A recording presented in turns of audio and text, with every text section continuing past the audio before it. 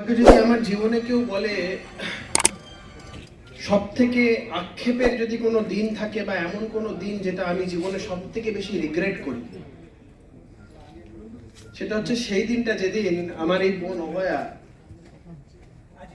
আমাদের চোখের সামনে ওর ডেড বডিটা নিয়ে চলে গেল। আমরা প্রচুর চেষ্টা করেছিলাম সেদিনকে, আমি, কলকাতা কর্পোরেশনের কাউন্সিলর সজল ঘোষ, অগ্নিমিত্রা পাল, তার আগে অর্চনাদিও ছিল, সেই সময়টা অর্চনাদি ছিল না, তার আগে ছিল। আমরা বহু চেষ্টা করেছিলাম, কারণ আমাদের মনে হয়েছিল যে সেকেন্ড পোস্টমর্টমটা অত্যন্ত প্রয়োজনীয়। এই পুরস্কৃত হয়েছেন পানিহাটি পৌরসভার চেয়ারম্যান, যাকে করা হয়েছে, তার উপর অত্যন্ত ভরসা রেখেছিল, এবং সেটা কোনো দোষ না। পাশের বাড়ির লোক আমার মেয়েকে ছোটবেলা থেকে দেখেছে, ওর বাবা মার একটা বিশ্বাস ছিল যে এরা হয়তো আমাদের কোনো ক্ষতি করবে না। ব্যক্তিগতভাবে বলে রাখি, অভয়া ও মারা যাওয়ার 7-8 দিন আগে আমার বন্ধু, সেও একজন ডাক্তার, আমাদের ফ্যামিলি ফিজিশিয়ানও বটে, আমি তার কাছে আমার নিজের কিছু রিপোর্টস দেখাতে গেছিলাম। তখন আমাকে নিজেই বললো যে ও আসবে, ওর নাম করেই বললো যে ও আসবে, তোর সাথে তো দেখা হয়নি, একটু বস। করতে করতে 5-7 মিনিটের পরেও এলো, এবং তার 7-8 দিন পরে এই ঘটনা। আমি যখন আরজি করে ঢুকি, তখন আমার সেই বন্ধুটার ফোন আমার কাছে আসে, আমাকে বললো তুই আরজি করে, তোকে দেখছি এখানে এলেন, তুই কোথায়? তা আমি ওর সামনে যাওয়াতে আমাকে জড়িয়ে ধরে হাউ হাউ করে কেঁদে উঠে বললো, কৌস্তব মনে আছে সেদিনকে তোর সাথে যাকে দেখা করিয়েছিলাম? বললাম হ্যাঁ মনে আছে তো। বললো ওই। আমার না কিছুক্ষণের জন্য মনে হচ্ছিল গা হাত পাটা ঠান্ডা হয়ে যাচ্ছে, আমি মেলাতে পারছিলাম না। আমি সঙ্গে সঙ্গে ওকে বললাম যে এ তো ছাড়া যাবে না, ওর বাবা কোথায়, ওর মা কোথায়? প্রচন্ড চেষ্টা করছিলাম আমরা। সোকল যে ক্রাইম সিন যেটা বলা হচ্ছিল, সেখানে যখন আমি আর অগ্নিমিত্রাদি ঢুকলাম, তখন দেখলাম ওখানটাকে না মাছের বাজার করে রাখা হয়েছে, তৃণমূলের সমস্ত নেতারা ঘিরে রেখেছে। ওর বাবা মাকে একদম ঘিরে রেখেছে, যেন ওর বাবা মা কোনো কথা না বলতে পারে, কারোর সাথে ইন্টারাক্ট না করতে পারে। ওর বাবা মা ভরসা করছিল, আমি বারবার করে বলছি এটার মধ্যে অন্যায় কিছু নেই, ওর বাবা মা ওদের উপরে ভরসা করেছিল।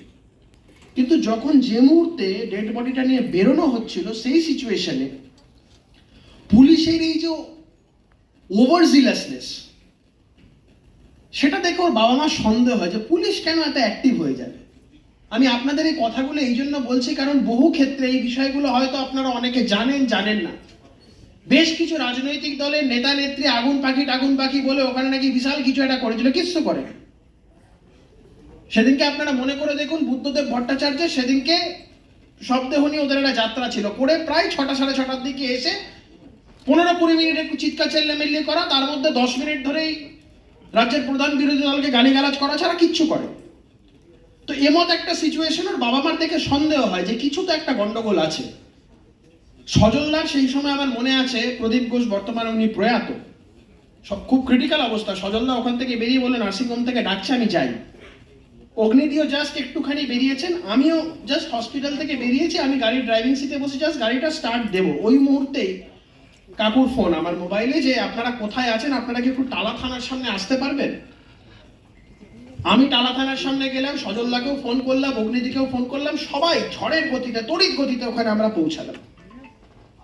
আমরা সেই সময় দেখলাম বেশ কিছু পুলিশের লোকের ফোনে, আমি নাম দেখেছি, তৃণমূলের কাউন্সিলর, তৃণমূলের অমুক নেতার ফোন, তারা বলছে যে ওরা এখানে কেন পৌঁছেছে, ইমিডিয়েটলি এটাকে সিচুয়েশনটাকে কন্ট্রোলে আনতে হবে।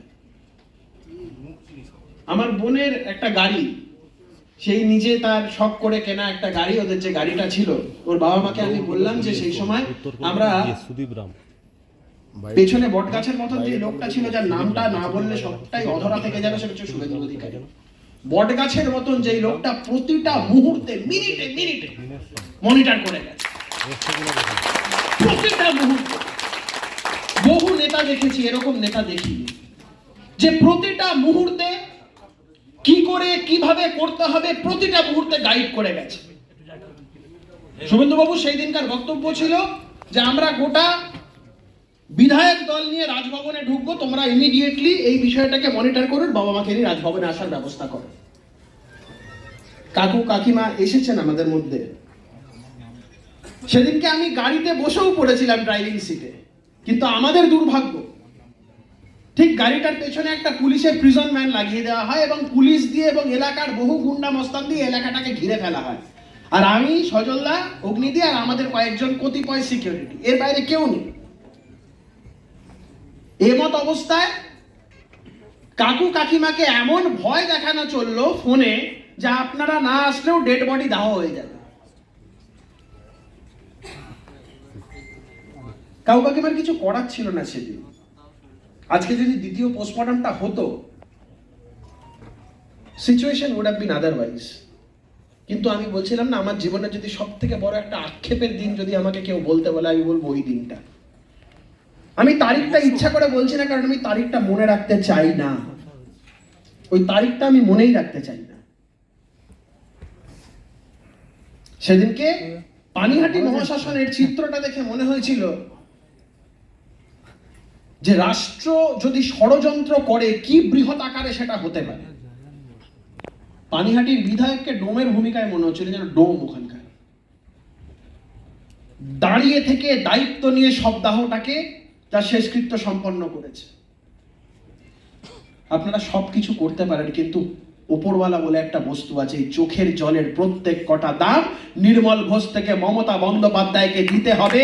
ইতিহাস আপনাদের ক্ষমা করবে না, ওপরওয়ালা আপনাদের ক্ষমা করবে।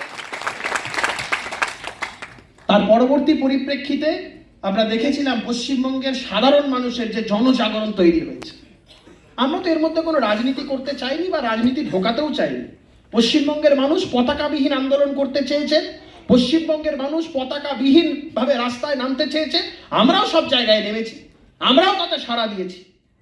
সেটা রাত দখল হোক, সেটা রাস্তায় নেমে আন্দোলন হোক, প্রত্যেক কটা।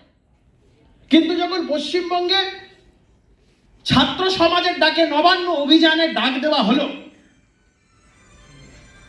কিছু রাজনৈতিক দল তাদের নিজেদের রাজনৈতিক কার্যসিদ্ধির জন্য, রাজনৈতিক আমি বলবো খুব নিচু মানের চিন্তা ভাবনার জন্য গোটা জায়গাটাকে তারা কলুষিত করতে চাইল। পশ্চিমবঙ্গ ছাত্র সমাজ তো কারোর ব্যক্তিগত জায়গা নয়। পশ্চিমবঙ্গ ছাত্র সমাজ তো পশ্চিমবঙ্গের প্রতিটা মানুষকে আহ্বান করেছিল, প্রত্যেক কটা মানুষকে, 8 থেকে 80 প্রত্যেক কটা মানুষকে তারা বলেছিল, আপনারা যদি মনে করেন যে আমার এই বোনের সাথে অন্যায় হয়েছে, আপনারা যদি মনে করেন এর বিচার চাই,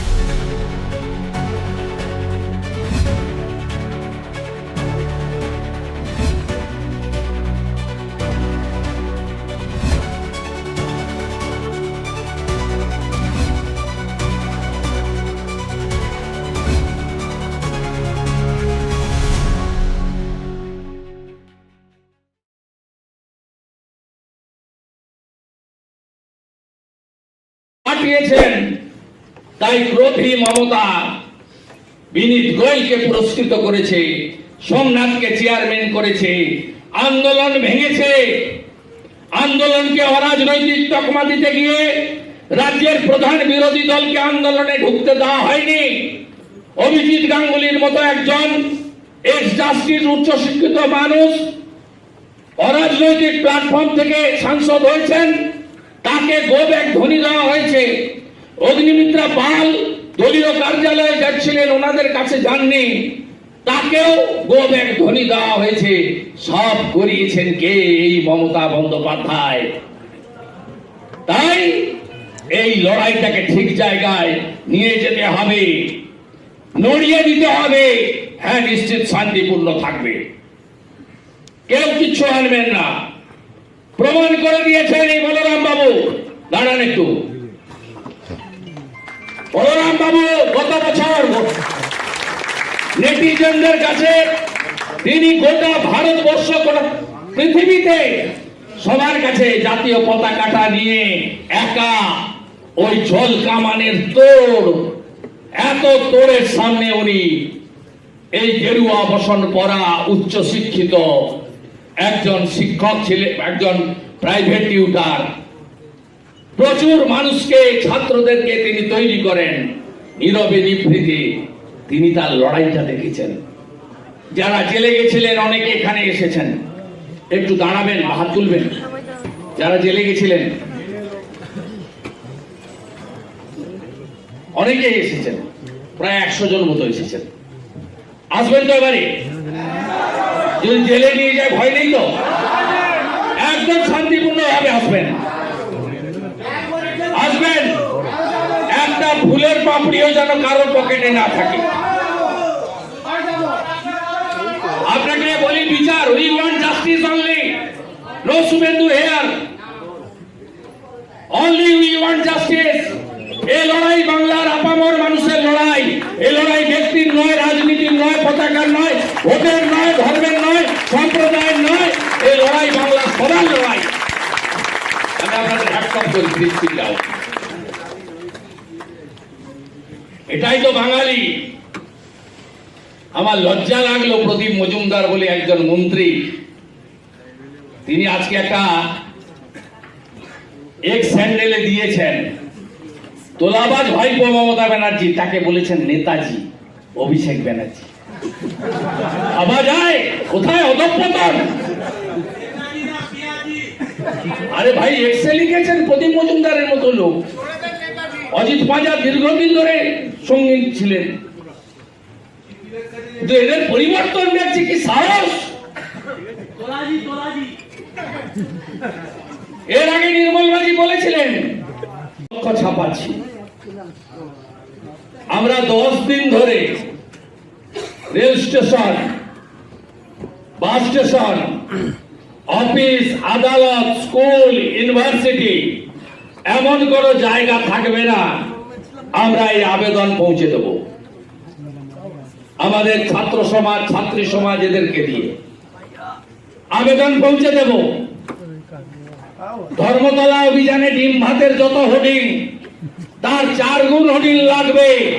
অভয়ের মা বাবার ডাকে নবান্ন চলো, বেড়ে উঠবে বাংলা। আর যারা পার্টিসিপেট করবেন, রেজিস্ট্রেশন করবেন, উই নিড 5 লাখ পিপল, 5 লক্ষ। হ্যাঁ, বাস আটকাবে, উঠবেন ট্রেনে। আমি 22 তারিখ দিল্লি যাব, অশ্বিনী বৈষ্ণবজিকে আবেদন করব, অ্যাডিশনাল বগি দিতে হবে। ভাড়া আমরা দেব, টিকিট আমরা কাটবো। আমরা এই ডিম ভাতের মতো বিনা টিকিটে উঠবো না। সব করেছে ছেলেরা, ভালো করেই দেখিয়েছে। আর একটা কাজ করতে হবে, 5 লাখ ব্যাচ করে দিতে হবে। 5 লাখ ব্যাচ কম পয়সার কাগজে করবেন, নিচে নাম আর ফোন নাম্বার থাকবে। আর কিছু কাজ আছে, আমি কলেজের সিআর থেকে সব করি। 800 metre, 400 metre, 100 metre, 200 metre, javelin, long jump, চুন দিতাম মাঠে গিয়ে। আমি এগুলো অর্গানাইজ করতে ভালোবাসি। জল দেওয়ার টিম লাগবে, মেডিকেল টিম লাগবে, অনেক ক্যাম্প লাগবে, অনেক এনজিও সামাজিক সংগঠনের সাপোর্ট লাগবে, অনেক পলিটিক্যাল লোকের সাপোর্ট লাগবে উইদাউট ফ্ল্যাগ, প্রেস মিডিয়ার সাপোর্ট লাগবে, ইউটিউবার, সোশ্যাল মিডিয়া যারা এই ধ্বংসকারিণী পিসিমণির হাত থেকে, এটা আপনাকে লাগবে, সেগুলো সব গুছিয়ে করা যাবে। তাই আমি আপনাদের সকলকে অনুরোধ করব, নবান্ন চলো নয়, নবান্ন অভিযান এবারে সফল করতেই হবে। একদম শান্তিপূর্ণ থাকবেন, মার খাবেন, মারবেন না। আবারও বলি, জাতীয় পতাকা থাকবে। আর যে স্লোগানগুলো আমরা দেব, ছাত্র সমাজের ছেলে মেয়েরা গিয়ে 1 সপ্তাহ আগে ডাক্তার বোনের পিতৃদেব, মাতৃদেবের কাছ থেকে অনুমোদন নেবেন। সেই ছাপানো স্লোগান মিছিলের মধ্যে ডিস্ট্রিবিউট করে দেওয়া হবে। সেই স্লোগানের বাইরে আমরা কোনো স্লোগান দেব না, ঠিক আছে? আমি আপনাদের সকলের সাপোর্ট চেয়ে, সাহায্য চেয়ে, এবং বিচার নিশ্চিতভাবে পাবেন। মমতা ব্যানার্জি যাবে, আমি কথা দিতে পারি, মানুষ যদি পরিবর্তন করে, কাকে আনবেন মানুষের ব্যাপার। যেই সরকারই আসুক না কেন, সেই সরকারের আমলে বিনীত গোয়েল, সন্দীপ ঘোষরা বাড়িতে থাকবেন না, জেলে পচবেন, এটা আমি নিশ্চিতভাবে বলতে পারি। সবাই ভালো থাকবেন। আমি আরেকবার ধন্যবাদ দিয়ে ভারত মাতাকে প্রণাম করি।